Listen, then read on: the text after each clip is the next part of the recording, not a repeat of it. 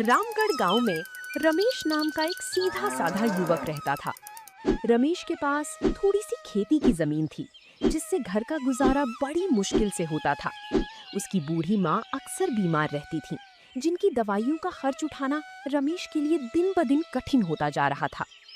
एक शाम रमेश उदास होकर अपने घर की आंगन में बैठा था। क्या हुआ रमेश बेटा? आज बहुत परेशान दिख रहा है। खेत में सब ठीक तो है ना? क्या बताऊं माँ, इस बार फसल अच्छी नहीं हुई। खरीदार ने इस बार बहुत कम दाम दिए हैं। समझ नहीं आ रहा कि तुम्हारी अगले महीने की दवाइयाँ कहाँ से लाऊंगा और घर का राशन कैसे आएगा। हिम्मत मत हार बेटा, भगवान कोई ना कोई रास्ता जरूर दिखाएगा। तूने हमेशा ईमानदारी से मेहनत की है, तेरी मेहनत बेकार नहीं जाएगी। माँ की बात सुनकर रमेश को थोड़ा हौसला मिला। अगली सुबह वो गांव के बाजार में किसी नई काम की तलाश में निकला। वहीं चौराहे पर उसकी मुलाकात गांव के सुखदेव चाचा से हुई, जो शहर से लौटे थे। अरे रमेश, राम राम बेटा। यहाँ बाजार में ऐसे उदास क्यों घूम रहे हो? चेहरे पर 12 क्यों बजे हैं? राम राम सुखदेव चाचा। बस चाचा, कोई नया काम ढूंढ रहा हूँ। खेती से तो अब घर चलाना नामुमकिन सा हो गया है। शहर में तो बहुत सारे काम होते हैं, हमारे गांव में तो कुछ समझ ही नहीं आता। बात तो तुम्हारी सही है रमेश। वैसे मैं अभी शहर से आ रहा हूँ। वहाँ मैंने देखा कि लोग शाम को एक नए जमाने का खाना बहुत चाव से खाते हैं। उसे मोमोज कहते हैं। मैदे की पोटली में सब्जियां भरकर भाप में पकाते हैं और तीखी लाल चटनी के साथ देते हैं। मोमोज? ये कैसा नाम है चाचा? क्या हमारे गांव के लोग इसे पसंद भी करेंगे? क्योंकि यहाँ तो लोग समोसे और कचौड़ी के दीवाने हैं। क्यों नहीं करेंगे, अगर तुम उसमें कुछ नयापन लाओ। जैसे अपने गांव में ताजा पनीर बहुत मिलता है। तुम साधारण मोमोज की जगह चटपटी पनीर मोमोज बनाओ। गांव वालों को कुछ नया और स्वादिष्ट मिलेगा तो वो जरूर खाएंगे। पनीर मोमोज? चाचा, आपका विचार तो बहुत बढ़िया है, लेकिन मुझे तो ये बनाना ही नहीं आता। और इसके लिए सामान कहाँ से आएगा? अरे बनाना कौन सा मुश्किल है। शहर में मेरा एक दोस्त रेहड़ी लगाता है। मैं उससे तुम्हें इसकी विधि सिखवा दूंगा। तुम बस हिम्मत करो और कदम आगे बढ़ाओ। ठीक है चाचा, मैं आज ही से इसकी तैयारी शुरू करता हूँ। माँ के आशीर्वाद से ये काम जरूर रंग लाएगा।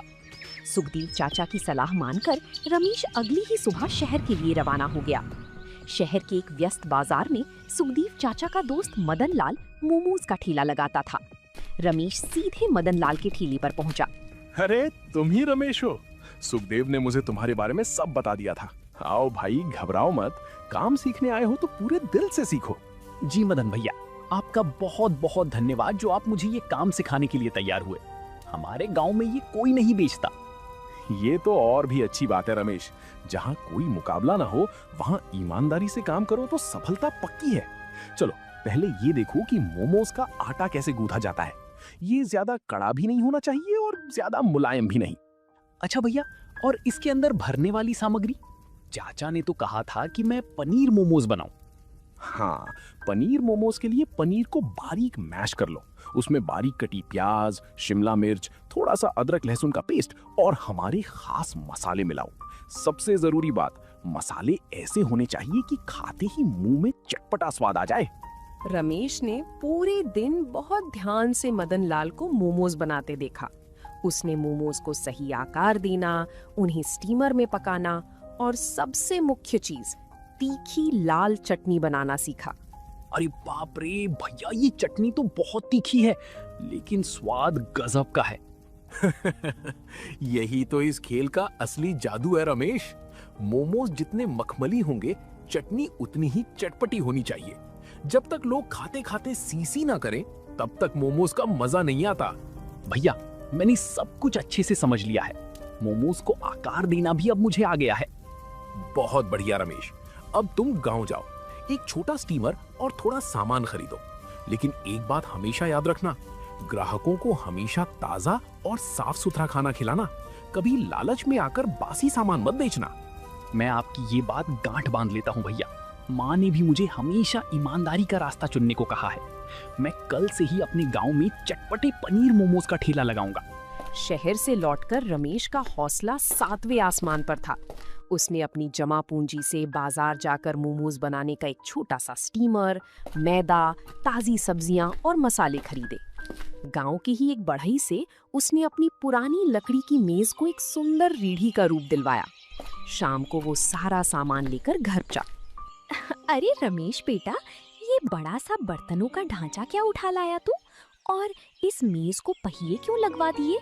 माँ, ये मेरी किस्मत का पहिया है। सुखदेव चाचा की सलाह पर मैं शहर गया था। ये भाप से खाना पकाने वाला बर्तन है जिसे स्टीमर कहते हैं। अब से मैं गांव की चौपाल पर चटपटे पनीर मोमोज की रेहड़ी लगाऊंगा। मोमोज? बेटा, हमारे गांव के लोग तो सीधे साधे हैं। वे दाल रोटी समोसा कचौड़ी जानते हैं। ये नया विलायती खाना कौन खरीदेगा? कहीं तेरे ये पैसे डूब ना जाएं। माँ, आप फिक्र मत करो, मैं कोई साधारण मोमोज नहीं बना रहा। मैं अपने गांव के ताजे दूध से बने पनीर का इस्तेमाल करूंगा। लोग जब गरम गरम पनीर मोमोज के साथ तीखी लाल चटनी चखेंगे तो समोसा भूल जाएंगे। मुझे तेरी मेहनत पर पूरा भरोसा है बेटा। बस एक बात हमेशा याद रखना, हमारे घर में भले ही सूखी रोटी बने, लेकिन बाहर वालों को जो खिलाना वो पूरी तरह साफ और शुद्ध होना चाहिए। स्वाद में कभी बेईमानी मत करना। आपकी ये बात मैं कभी नहीं भूलूंगा माँ। मैं अपने गांव के लोगों को सबसे अच्छी गुणवत्ता का पनीर और ताजी सब्जियां खिलाऊंगा। देखना माँ, हमारा काम जरूर चलेगा। रमेश ने उसी रात मोमोज की चटनी बनाने के लिए सूखी लाल मिर्च और टमाटर उबाले। उसने पनीर को बारीक काटकर मसालों का ऐसा मिश्रण तैयार किया जिसकी खुशबू से ही मुंह में पानी आ जाए। वो सुबह का इंतजार करने लगा। अगली सुबह रमेश अपनी रेहड़ी पर स्टीमर सजाकर गांव की मुख्य चौपाल पर पहुंच गया। उसने वहां स्टीमर में पानी उबलने रख दिया। कुछ ही देर में मैदे की पतली परतों में पनीर भरकर उसने मोमोज को स्टीमर में डाल दिया। तभी गांव के मुखिया जी वहां से गुजरे। अरे रमेश, ये क्या तमाशा लगा रखा है सुबह सुबह? खेत छोड़कर ये बर्तनों की दुकान कहाँ खोल ली? राम राम मुखिया जी। ये कोई दुकान नहीं बल्कि खाने का एक नया ठेला है। मैं आज से गांव में चटपटे पनीर मोमोज बेच रहा हूँ। मोमोज? ये क्या बला है भाई? हमारे गांव में ये सब नहीं चलता। यहाँ सुबह सुबह लोग जलेबी या पकौड़े खाते हैं। ये उबला हुआ मैदा कौन खाएगा? मुखिया जी, बस 5 मिनट रुकिए। पहली बार कुछ नई चीज गांव में आई है तो पहला पत्तल आपके नाम का ही होगा। आप चखकर खुद फैसला कीजिए। स्टीमर का ढक्कन जैसे ही हटा, गरम गरम भाप के साथ मसालों और पनीर की ऐसी सोंधी खुशबू हवा में तैरने लगी कि चौपाल पर बैठे अन्य लोग भी खींचे चले आए। रमेश ने पत्तल पर मोमोज रखे और साथ में गाढ़ी लाल चटनी परोसी। अरे अरे भाई रमेश, ये तो अंदर से बिल्कुल मखमली है। और ये चटनी, बाप रे, तीखी है पर रुकने का मन नहीं कर रहा। मुखिया जी, सच में क्या ये इतना अच्छा है? रमेश भाई, एक प्लेट मेरे लिए भी लगाओ। खुशबू तो बहुत गजब की आ रही है। हाँ राकेश भाई, क्यों नहीं। ये पूरी तरह से ताजे पनीर से बना है। खाइए और बताइए कैसा लगा। वाह रमेश भैया, मजा आ गया। समोसे खा खाकर पेट भारी हो जाता था। ये तो हल्का भी है और चटपटा भी। अब से तो रोज शाम को यही नाश्ता होगा। देखते ही देखते रमेश की रेहड़ी के आसपास गांव वालों की भीड़ जुटने लगी। पहले ही दिन दोपहर होते होते रमेश के सारे मोमोज बिक गए और उसकी पहली कमाई उम्मीद से कहीं ज्यादा हुई। दिन बीतते गए और रमेश की ईमानदारी और उसकी मोमोज का स्वाद ऐसा था कि शाम होते ही उसकी रेहड़ी पर पैर रखने की जगह नहीं बचती थी। रमेश अब अपनी माँ की दवाइयाँ समय पर ला रहा था और घर की हालत भी सुधरने लगी थी। ये सब देखकर गांव का एक पुराना समोसे कचौड़ी वाला मंगू मन ही मन उससे जलने लगा था। कल का आया लड़का शहर से एक नया खाना क्या ले आया जो मेरे सालों पुराने समोसे कचौड़ी का धंधा ही मंदा कर दिया। चौपाल पर देखो तो बस उसी की रेहड़ी पर मेला लगा रहता है। एक शाम मंगू अपनी दुकान बंद करके सीधा रमेश की रेहड़ी की तरफ गया। वहाँ भारी भीड़ देखकर उसने अपनी जलन को छुपाया और एक नकली मुस्कान के साथ रमेश के पास पहुँचा। अरे रमेश भाई, राम राम। क्या बात है, तुम्हारी किस्मत तो चमक गई। गांव वाले तो तुम्हारे इस नए विलायती खाने के दीवाने हो गए हैं। राम राम मंगू भैया, ये तो सब ऊपर वाले का आशीर्वाद और गांव वालों का प्यार है। मैं तो बस अपनी तरफ से पूरी ईमानदारी से मेहनत कर रहा हूँ। वैसे रमेश, तुम इसमें ऐसा क्या डालते हो कि खुशबू दूर दूर तक फैल जाती है? और पनीर भी बहुत उम्दा इस्तेमाल करते हो। इतना महंगा सामान लगाकर तुम्हें कुछ बचता भी है या बस नाम कमाने के लिए बेच रहे हो? भैया, व्यापार में मुनाफा थोड़ा कम भी हो तो चलता है, लेकिन ग्राहकों का भरोसा नहीं टूटना चाहिए। मैं हर रोज सुबह खुद डेयरी से ताजा पनीर लाता हूँ। जब चीज अच्छी होगी तो लोग खुद ब खुद आएंगे। अच्छा, तो ये राज है, ताजा पनीर और कम मुनाफा। बेटा रमेश, तुम बहुत सीधे हो, लेकिन इस धंधे में जब तक उंगलियां टेढ़ी ना करो तब तक बड़ा मुनाफा नहीं कमाया जा सकता। मुझे कुछ सोचना पड़ेगा। रमेश की बढ़ती कामयाबी देखकर मंगू ने तय कर लिया कि वो हाथ पर हाथ धरे नहीं बैठेगा। उसने शहर जाकर मोमोज बनाने का सारा सामान और एक बड़ा स्टीमर खरीद लिया। अगले ही दिन उसने अपनी चाट की दुकान के ठीक बगल में एक बड़ा सा बोर्ड लगा दिया, मंगू के स्पेशल पनीर मोमोज, सस्ते और स्वाद में नंबर 1। अरे मंगू भैया, ये क्या, अब आप भी मोमोज बेचने लगे और दाम रमेश से भी कम रखा है? हाँ राकेश भाई, क्यों नहीं। वो रमेश तो नया नया आया है, उसे क्या पता कि शाही स्वाद क्या होता है। मैं असली देसी मसालों और मलाईदार पनीर से मोमोज बना रहा हूँ। एक बार खाओगे तो रमेश की रेहड़ी का रास्ता भूल जाओगे। आओ एक प्लेट चक्कर देखो। राकेश ने मंगू के मोमोज चखे। मंगू ने उसमें बहुत अलग अलग तरीके के मसाले मिलाए थे, जिससे स्वाद बहुत तेज और तीखा लग रहा था। अरे वाह मंगू भैया, ये तो बहुत ही मसालेदार और चटाकेदार है और दाम भी कम है। रमेश के मोमोज तो इसके सामने बहुत सादे लगते हैं। देखा, इसे कहते हैं तजुर्बा। तुम जाओ और पूरे गांव में बता दो कि असली स्वाद अब यहाँ मिलेगा। शाम को रमेश जब अपनी रेहड़ी लगा रहा था तो उसने देखा कि उसके कुछ नियमित ग्राहक आज मंगू की दुकान पर खड़े थे। रमेश को थोड़ा अचंभा हुआ, लेकिन उसने अपने चेहरे पर शिकन नहीं आने दी।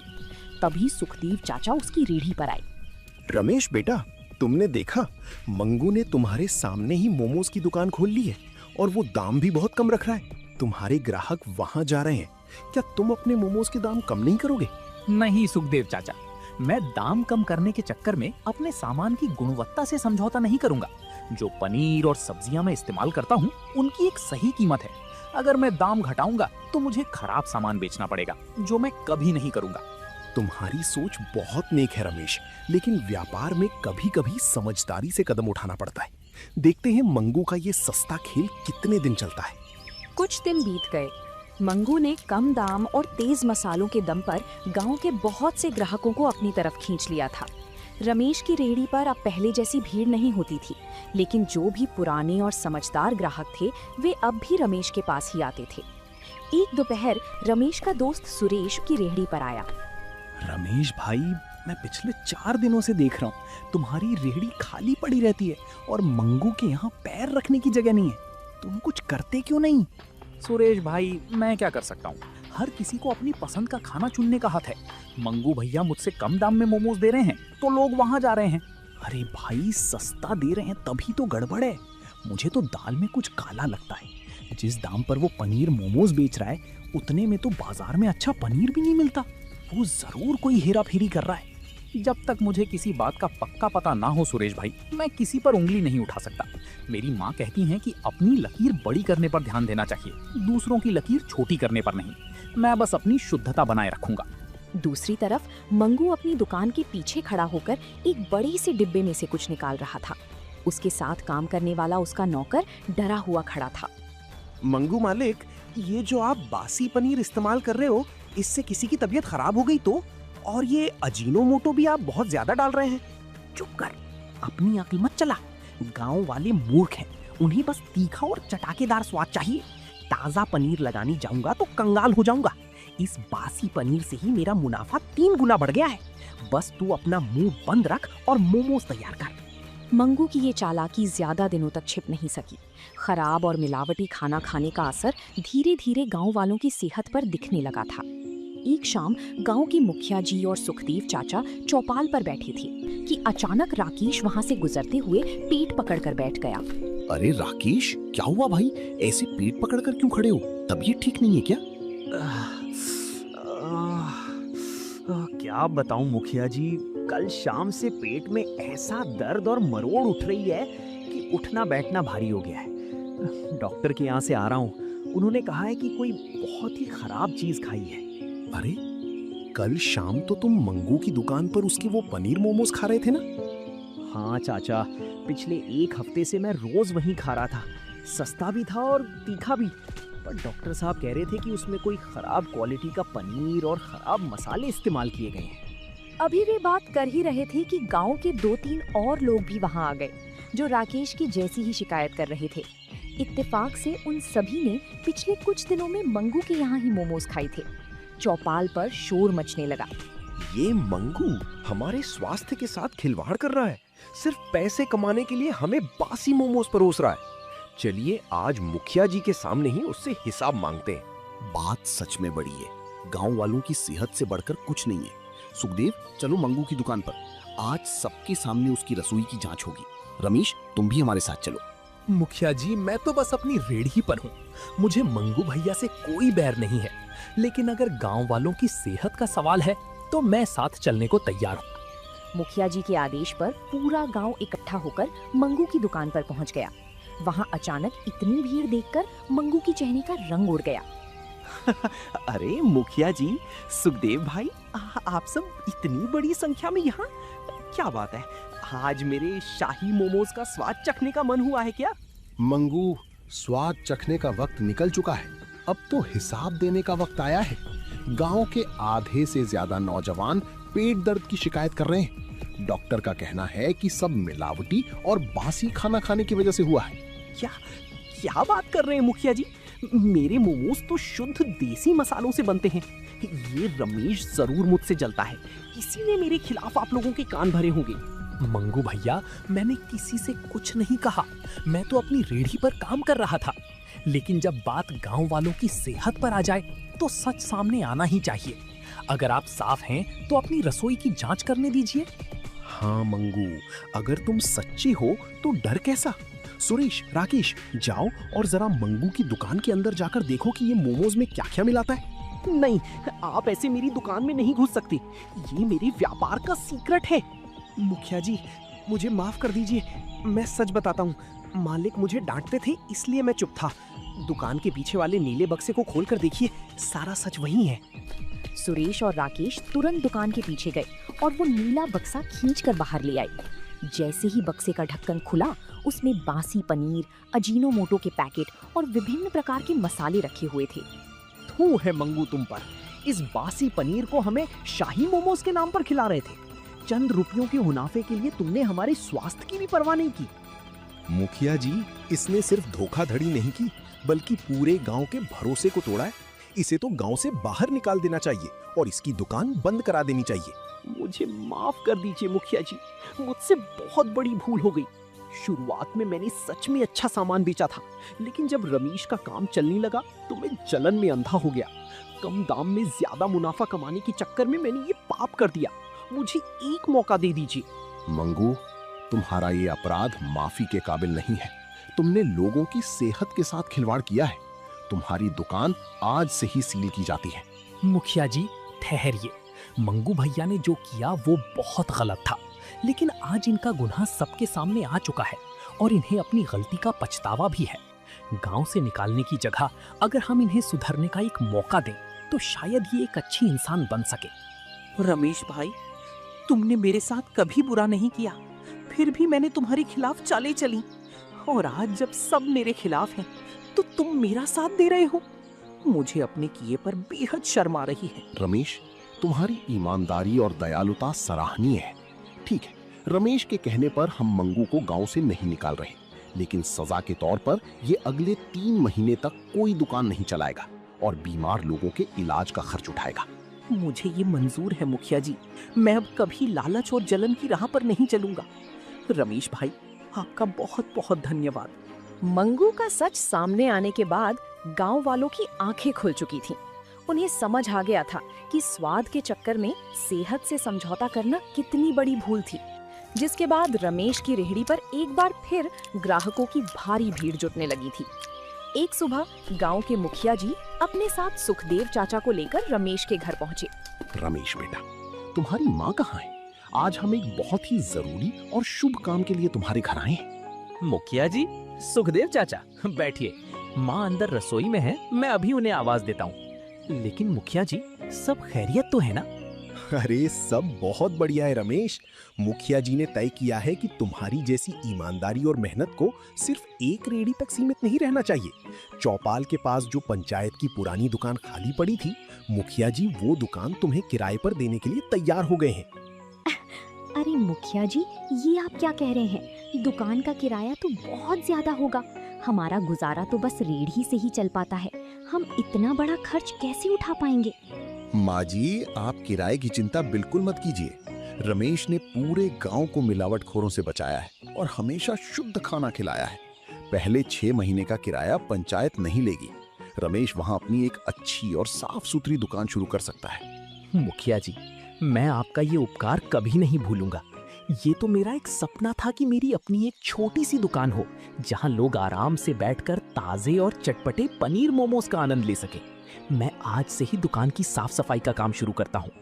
कुछ ही दिनों में रमेश की नई दुकान सज धज कर तैयार हो गई। उद्घाटन के दिन पूरी चौपाल पर उत्सव जैसा माहौल था। रमेश भाई, नई दुकान के लिए तुम्हें बहुत बहुत बधाई। आज तुम्हारी इस कामयाबी को देखकर मेरा सीना गर्व से चौड़ा हो गया है। तुमने सच में साबित कर दिया कि सच्चाई की जीत देर से ही सही, पर होती जरूर है। मंगू भैया, आइए, आज दुकान का पहला पत्तल आप ही के हाथ में जाएगा। मुझे बहुत खुशी है कि आप यहाँ आए। नहीं रमेश, मैं आज यहाँ खाने नहीं बल्कि तुमसे और गांव वालों से एक बार फिर माफी मांगने आया हूँ। 3 महीने की इस सजा ने मुझे सिखा दिया है कि लालच इंसान को सिर्फ बर्बादी की तरफ ले जाता है। मैंने तय किया है कि जब मेरी सजा पूरी होगी तो मैं भी पूरी ईमानदारी से अपनी चाट की दुकान फिर से शुरू करूंगा। ये हुई ना बात मंगू। सुबह का भूला अगर शाम को घर लौट आए तो उसे भूला नहीं कहते। अगर तुम ईमानदारी की राह पर चलोगे तो गांव वाले तुम्हारा भी पूरा साथ देंगे। क्यों मुखिया जी, सही कहा ना? बिल्कुल सही कहा सुखदेव। रमेश भाई, अब बातें बंद करो और जल्दी से अपने स्टीमर का ढक्कन हटाओ। मसालों और पनीर की खुशबू से तो पूरी चौपाल महक उठी है। अब हमसे और इंतजार नहीं होता। रमेश ने मुस्कुराते हुए स्टीमर का ढक्कन हटाया। गरम गरम भाप के साथ पनीर मोमोज की सोंधी खुशबू चारों तरफ फैल गई। रमेश ने सभी गांव वालों को पत्तल पर मोमोज और तीखी चटनी परोसनी शुरू कर दी। सभी लोग मजे से खाते हुए रमेश की ईमानदारी और स्वाद की तारीफ कर रहे थे। रमेश ने अपनी मेहनत, धैर्य और शुद्धता के दम पर न सिर्फ अपना सपना पूरा किया, बल्कि पूरे गांव को ये सिखा दिया कि ईमानदारी का फल हमेशा मीठा होता है। तो दोस्तों, आप लोगों को ये कहानी कैसी लगी? कमेंट करके जरूर बताएं और ऐसी कहानियों को देखने के लिए वीडियो को लाइक करें और चैनल को सब्सक्राइब करें।